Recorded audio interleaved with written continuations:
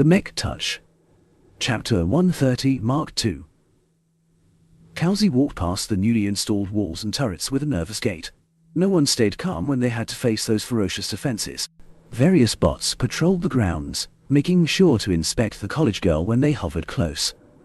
After receiving a final inspection from a uniformed security officer, she finally got to enter her new employer's workshop. Compared to the deadly gleaming turrets, the interior appeared much more down to earth. She quickly reached a living area where a handful of couches, tables, and even a drinks dispenser occupied the room. Vess already sat at one of the couches and gestured her to take a seat while he petted a marvelous-looking mechanical cat. "Please, take a seat. Mr. Larkinson, I have your report for the month," Kelsey said, and slid over a secure data chip.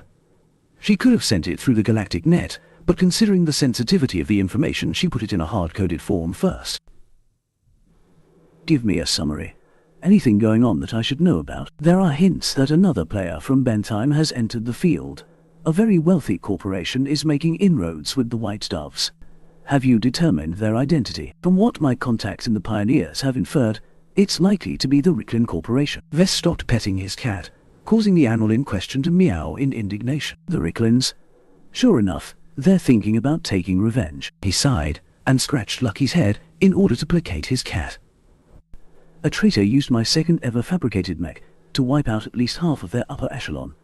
Shouldn't they be consolidating their assets and reorganizing their ranks? Turmoil is still racking the Ricklin family, but support is building up around a young genius of the family. The chaos is expected to end as soon as the last holdouts accept a compromise." "Great. So I'll have to deal with two sources of outside pressure. Not only do I have to worry about the tiger next door, but I also have to guard against the distant meddlers from the Friday Coalition." Kelsey tried to reassure her employer. "Don't underestimate the central government. Cloudy Curtain is one of the many satellite planets that surround Bentime and keeps their influence in check. Rittersburg will not allow Bentime to take effective control over one of their critical food sources. The Bright Republic benefited a lot from the Bentime system. The population on its only inhabited planet swelled to ridiculous proportions, to the point where its own domestic agriculture couldn't feed their hungry mouths. Hopefully you're right, but you never know what might happen in the future. With all the unrest and terrorist attacks, no one cared about improper influence. If Vess wanted to ensure his safety on the political front, then he might have to bring in outside influence on his own after all. Bringing in my family will still tarnish the Larkinson name," Vess concluded. "Involving the Whalers should be my nuclear option." With nothing else to report, Kelsey left, after a short talk with Vess with new instructions. Since his troubles only started, Vess expressed interest in joining the Pioneers. "I can't remain half-hearted and ignore political realities. If I don't join their circle, I'll remain vulnerable to their whims." Despite what went on, he still had a job to do. Vess resumed his work on the redesign project. He spent a week on developing a highly adjusted armor scheme. To be frank, he could not find many opportunities to improve over the original design. There were only so many ways he could employ the HRF armor plating with his current skill. Even with his improved skills, Vess was not able to raise any parameters without making trade-offs. For example, if he wanted to increase the flexibility of the arms, then he could shave off some armor, thus increasing their vulnerability. If he lost more than he gained, then he simply needed to reorient his goal. More armor, more speed, more flexibility, not possible. Then what if Vess focused on something he hadn't paid attention to? After a few minutes of consideration, he settled on reducing the armor's complexity. His current armor scheme consisted of many complex shapes. A flat square plate was the simplest piece of armor a fabricator could produce. What about a plate with a curve? The person who fabricated this plate had to reproduce the curve to its exact contours down to the millimeters. Vess tried to simplify these shapes as much as he could without affecting the armor's overall performance. It worked up to a point, as Vess never took complexity into consideration before. Though the design unavoidably lost a bit of performance, he successfully reduced the failure rate of fabricating most of its parts. This might not matter too much to Vess. He knew his design intimately, and could fabricate its parts with sufficient confidence. He did it so others were able to do the same without falling flat. "I've already untangled much of the internal structure. With this, Carlos shouldn't have too much trouble." After finishing his draft, he subjected the schematic to a barrage of simulated tests.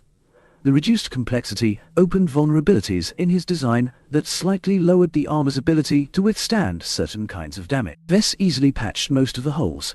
Only some needed more attentive care, as Vess had to reintroduce some complexity. When Vess finally reached the end of the armor phase, he sighed and relaxed his concentration. Armor is supposed to be one of my secondary specialties. It's disgraceful if I can only bring up the armor to this extent. He was in no shape to design a mech. Vess took a day off in order to clear up his mind. He never enjoyed a full day of relaxation, so he made the most of it. While Carlos diligently mastered the last of his virtual designs, Vess played around with Lucky and browsed the news. Much of the news revolved around the recent chaos and the steps the Merc Corps took to respond. They increased their procurement and called in some of their reserves. Everyone knew this was just the prelude. This is the time when mechs are selling like hotcakes. I have to push my product out as fast as possible if I don't want to miss out. The next day, Vess returned to his work with a renewed sense of urgency. He spent the next week making adjustments to the self-contained parts. Due to his lack of expertise, he only brushed through most critical components like the engine or power reactor. Instead, he spent an entire day on customizing the cockpit. Vess wanted to stimulate a better response to the X-Factor by setting the right mood.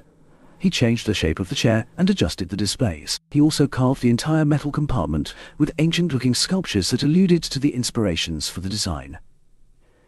If nothing else, his customers might appreciate the luxury. With that done, he turned his attention to the mace and shield. His new melee weapon optimization sub-skill allowed him to recognize that he made a lot of mistakes with the weapon. He deleted the mace and brought back the CA-1's original sword. I can't use the same sword shape that's optimized for compressed alloys when I'm actually using an uncompressed alloy. Vess drastically modified the basic sword shape until he made it shorter but thicker. Without access to a compressor or better performing alloys, he had to resort to various tricks in order to make the most out of the uncompressed LIF. After finishing the sword, he touched up the shield. He introduced a moderate amount of complexity by applying some creative layers, but other than that, it remained a simple rectangular slab of metal. He tweaked the other weapon systems as last. He adjusted the contours of the missile launchers so that they meshed a little better with the shoulders. The wrist laser cannons required a lot more work. With his newly acquired directed energy weapon optimization sub-skill, he recognized various vulnerabilities. The laser cannons faced a major issue. The ArchRF's heat capacity simply couldn't compare to the original armor system. Vess had to thicken the wrists in order to prevent the wrists from overheating too quickly. It took 2 entire days to graft new heat channels in order to spread out the excessive heat generated from a rapid fire rate. At the end of the phase, Vess dedicated the last hours to optimizing the festive cloud generator. He reduced the size and energy consumption of the joke component in order to minimize its impact to the mech's performance. He also distinguished the vapor crest on the head by running the distinctive pressurized mist through some lights. I'm finally done with this phase. All the components are in place. Up next is comprehensive testing. After more than a month of redesigning, the revamped Mark Antony looked substantially more refined. The subsequent simulations subjected his new design in various brutal conditions. Vess extensively employed the system's models in order to find every possible fault. The holistic tests exposed various stress factors that in some cases crippled the mech. Vess had to tread carefully from this step onwards. He encountered many instances where one fix led to another issue. Sometimes, he had to revamp an entire section in order to address the root of the problem. 2 whole weeks of simulation, and it's still not enough, he declared after an enormous amount of repetitive testing. By now, he only caught minor glitches that only really came into effect in extremely rare conditions. Without a better proficiency in modeling, Vess reached the limits of what he could expose. He had reached the end of the road. Vess not only invested 8 whole weeks into designing the Mark Antony Mark II, he did it while maintaining 3 separate images in his mind. Vess looked forward to the evaluation. He squirreled to his toilet and set up the privacy shield before bringing up the system. Tell me, system, what's your verdict? Design evaluation. C- on EC 2. Mark Antony. Mark II. Variant name. C- on EC 2. Mark Antony. Base model. Caesar Augustus K1. Original manufacturer. National Aeromotives. Weight classification, medium heavy. Recommended role, shock trooper. Armor, C+. Carrying capacity D. Aesthetics, A-. Endurance, D-. Energy efficiency, C-. Flexibility, E+. Firepower, B-. Integrity, B. Mobility, C-.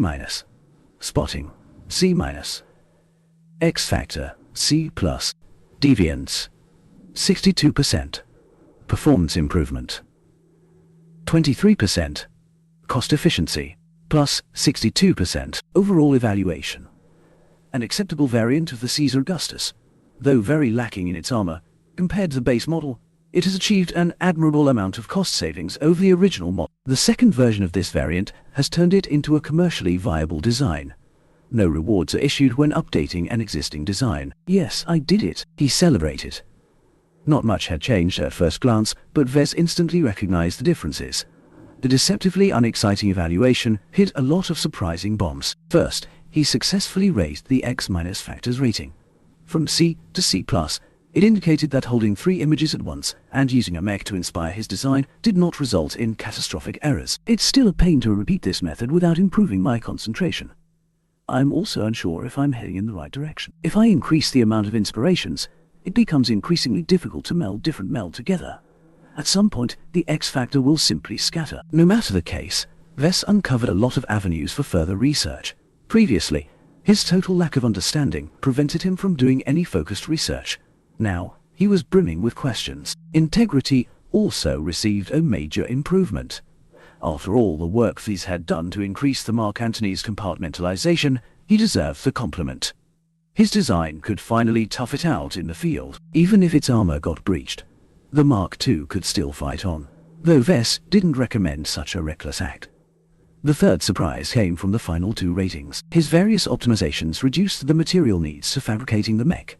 Most of the cost savings came from developing an improved internal structure. Reducing the complexity of the armor also helped out by reducing the frequency of producing faulty parts.